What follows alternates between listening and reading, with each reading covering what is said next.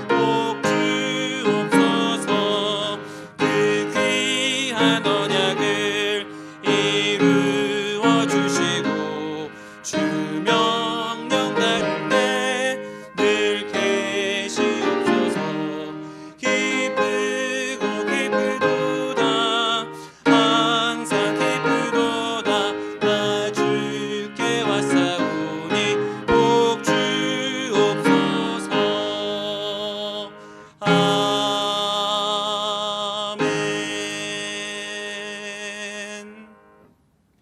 520장 힘차게 박수하면서 찬송하겠습니다. 520장입니다.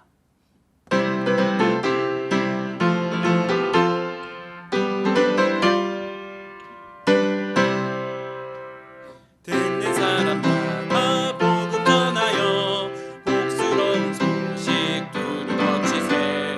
모든 사람에게 전할 소식은 어느 누구나 오라. 어느 누구나 주께 나오라. 어서 와서 주의 말씀 들으라. 하늘 아버지가 오라 하시니 어느 누구나 오라. 오는 사람들은 지체 말고서 문 열었을 때에 들어오시오. 생명길은 오직 구주 예수니 어느 누구나 오라. 어느 누구나 주께 나오라. 어서 와서 주의 말씀 들으라. 하늘 아버지가 오라 하시니 어느 누구나 오라. 언약하신 대로 이룰 것이니 누구든지 언약 받을 수 있네. 받은 사람에게 생명이로다. 어느 누구나 오라. 어느 누구나 주께 나오라. 어서 와서 주의 말씀 들으라. 하늘 아버지가 오라 하시니 어느 누구나 오라.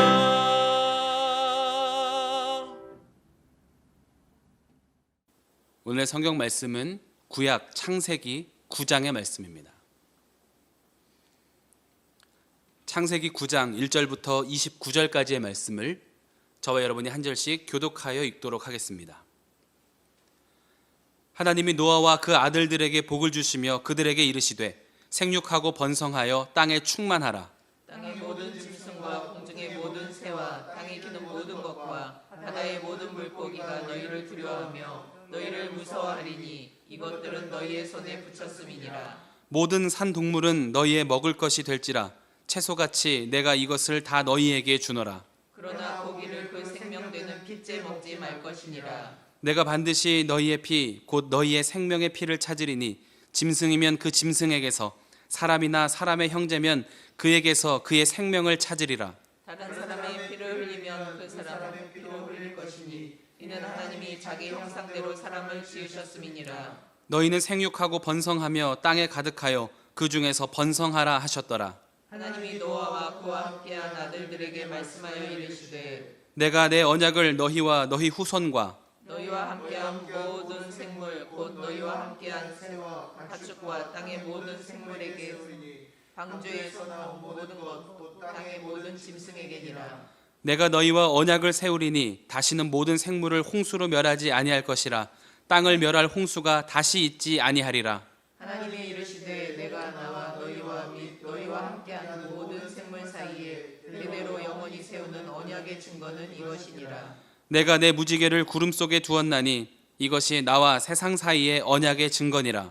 내가 구름으로 땅을 덮을 때에 무지개가 구름 속에 나타나면 내가 나와 너희와 및 육체를 가진 모든 생물 사이에 내 언약을 기억하리니 다시는 물이 모든 육체를 멸하는 홍수가 되지 아니할지라.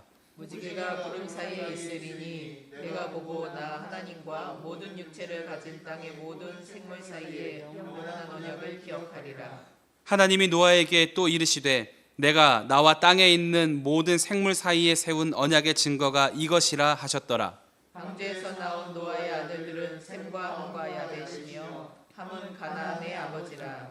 노아의 이 세 아들로부터 사람들이 온 땅에 퍼지니라. 노아가 농사를 시작하여 포도나무를 심었더니 포도주를 마시고 취하여 그 장막 안에서 벌거벗은지라. 가나안의 아버지 함이 그의 아버지 하체를 보고 밖으로 나가서 그의 두 형제에게 알리매 셈과 야벳이 옷을 가져다가 자기들의 어깨에 메고 뒷걸음쳐 들어가서 그들의 아버지 하체를 덮었으며 그들이 얼굴은 돌이키고 그들의 아버지의 하체를 보지 아니하였더라. 노아가 술이 깨어 그의 작은 아들이 자기에게 행한 일을 알고 이에 이르되 가나안은 저주를 받아 그의 형제의 종들의 종이 되기를 원하노라 하고 또 이르되 셈의 하나님 여호와를 찬송하리로다. 가나안은 셈의 종이 되고 하나님이 야벳을 창대하게 하사 셈의 장막에 거하게 하시고 가나안은 그의 종이 되게 하시기를 원하노라 하였더라. 홍수 후에 노아가 350년을 살았고 함께 읽겠습니다. 그의 나이가 950세가 되어 죽었더라. 아멘. 할렐루야. 하나님의 은혜가 이 시간 예배드리는 모든 성도님들의 삶에 함께 하시기를 주님의 이름으로 축원드립니다. 오늘 함께 읽은 본문 말씀은 크게 세 부분으로 나눌 수 있습니다. 먼저 1절부터 7절까지 말씀은 노아와 자녀들을 축복하시면서 당부의 말씀을 하십니다. 생육하고 번성하라는 하나님의 축복의 말씀 안에서 살아가기 위해 지켜야 할 몇 가지 의무를 덧붙이셨습니다.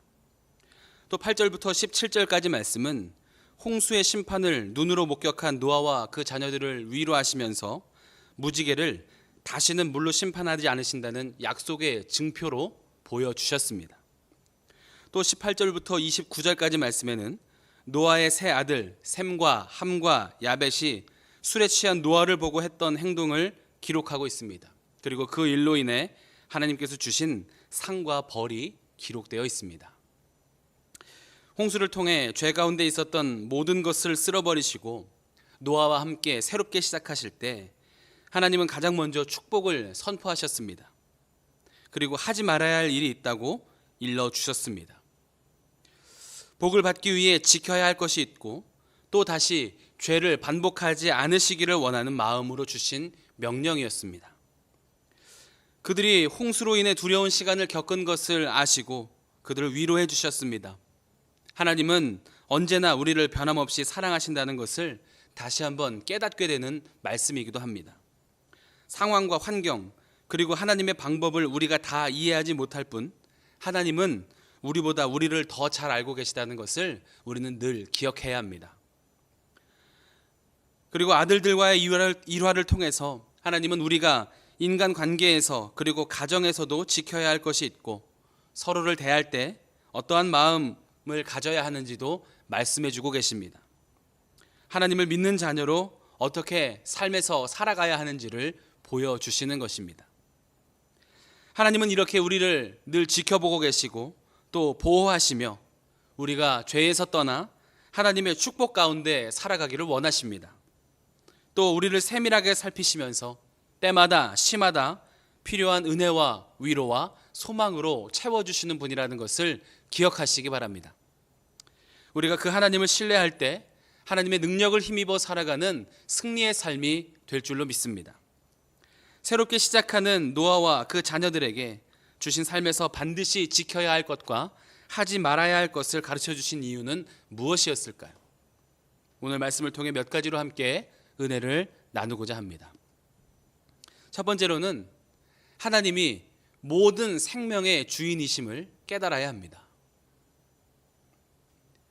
하나님께서는 노아와 그 자녀들을 축복하시면서 모든 동물을 먹을 것으로 허락하셨습니다. 그런데 한 가지를 금하셨습니다. 본문 4절 말씀입니다. 그러나 고기를 그 생명되는 핏째 먹지 말 것이니라 라고 기록합니다. 성경은 생명을 피에 비유합니다.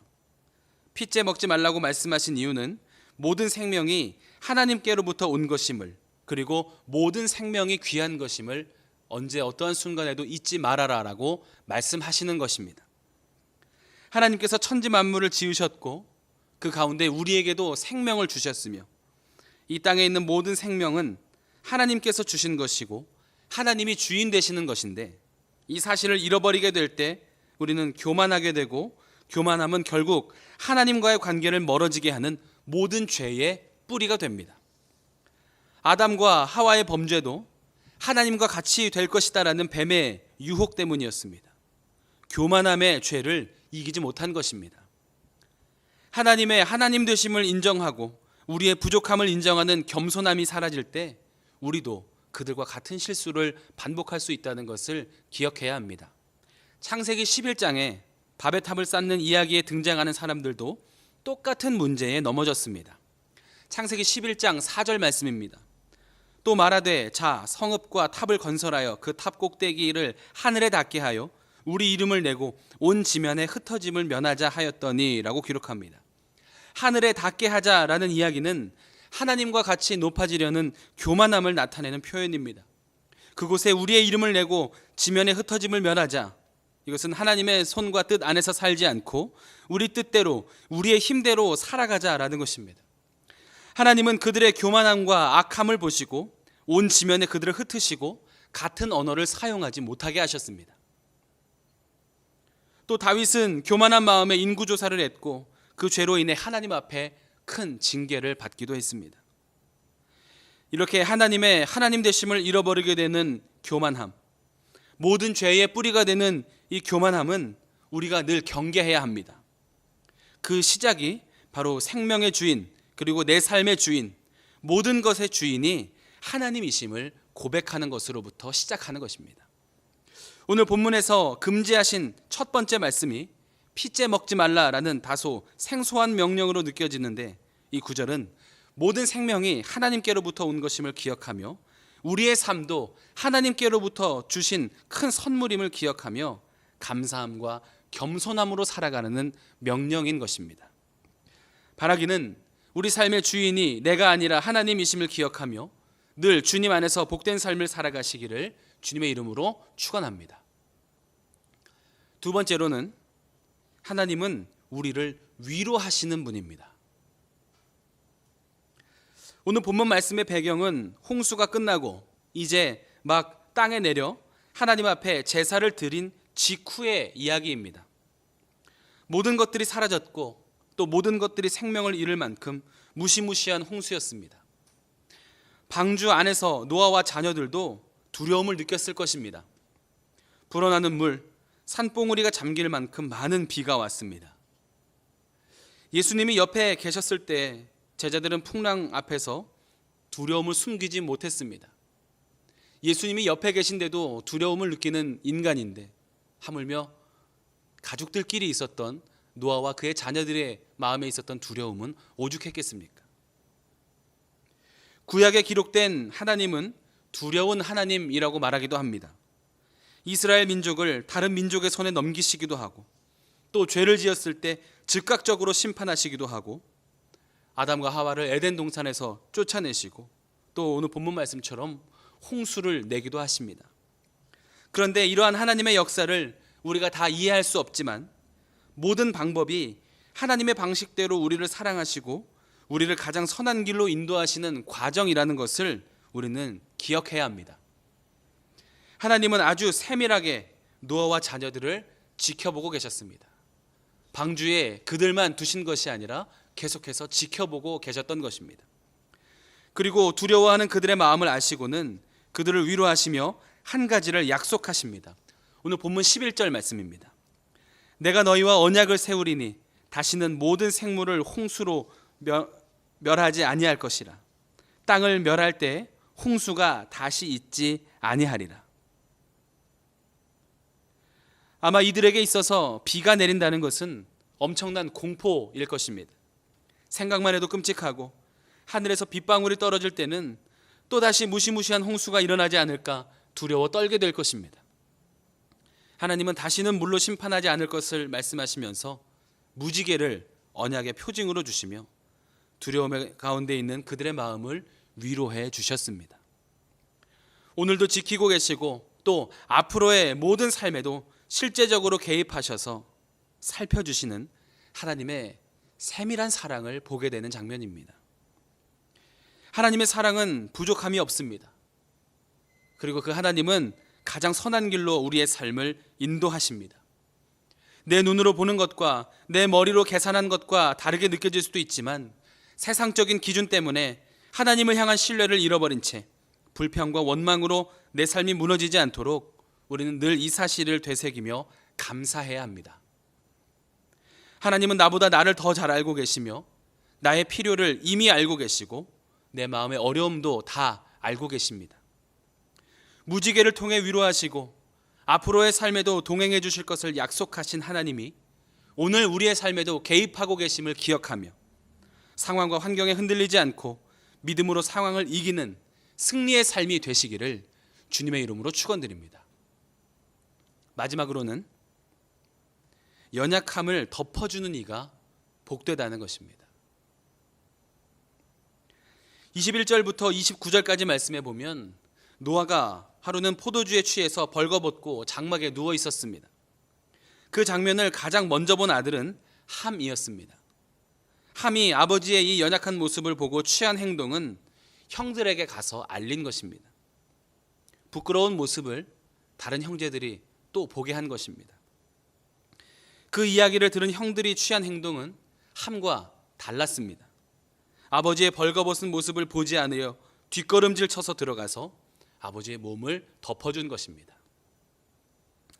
하나님은 누군가의 부족함과 연약함을 들추어내며 정죄하는 사람을 기뻐하시지 않고 사랑으로 덮어주는 일을 기뻐하신다는 것을 기억하시기 바랍니다.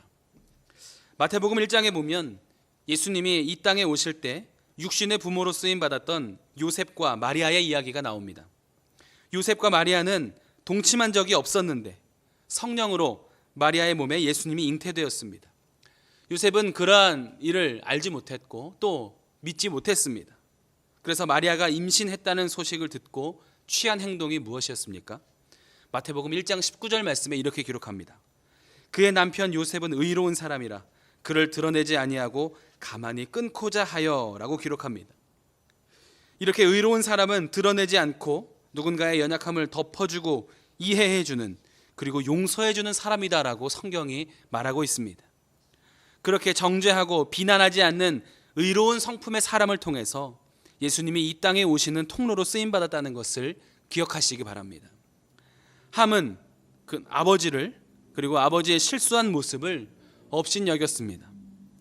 하나님을 경외하고 사랑하는 이들은 눈에 보이는 육신의 부모 그리고 가정을 사랑하고 품을 수 있어야 합니다. 눈에 보이는 이들을 섬겨야 눈에 보이지 않는 하나님을 섬긴다고 하는 우리의 고백이 진실이 될 수 있을 것입니다.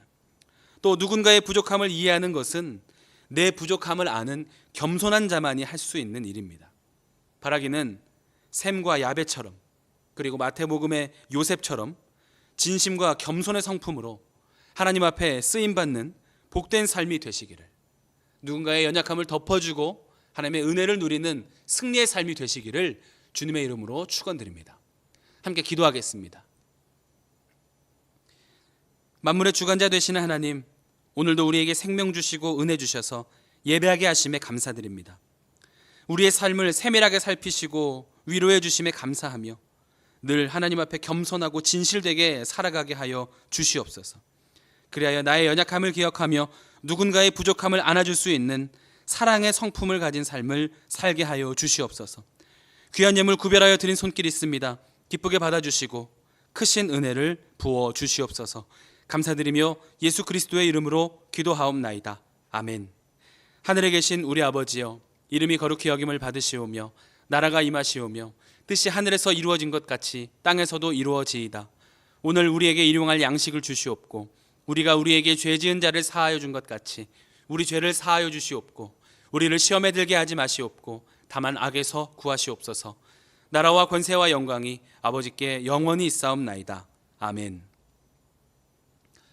이 시간 공동의 기도의 제목을 가지고 합심하여 함께 기도하겠습니다. 먼저 오늘 주신 말씀 붙잡고 함께 기도하겠습니다. 나라와 민족을 위해서 함께 기도하실 때 바이러스의 감염이 멈추어지게 하여 주시고 기도함으로 하나님의 도움의 손길을 경험하는 나라가 되게 하여 주시옵소서. 함께 기도하겠습니다. 또 교회를 위해서 함께 기도하실 때 단위에 세우신 담임 목사님의 신원의 강건하심을 위해서 기도해 주시고 가정에서 온라인으로 예배드리는 모든 성도들의 믿음 그리고 육신의 건강도 지켜주시옵소서. 함께 기도하겠습니다. 우리 가정과 자녀들을 위해서 기도해 주시고 또 중보하며 기도하실 때 병환 가운데 있는 환우들의 회복을 위해서 또 코로나로 인하여서 어려움 겪고 있는 성도들과 이웃들의 삶의 회복을 위해서 함께 중보하며 기도하도록 하겠습니다. 같이 기도하겠습니다.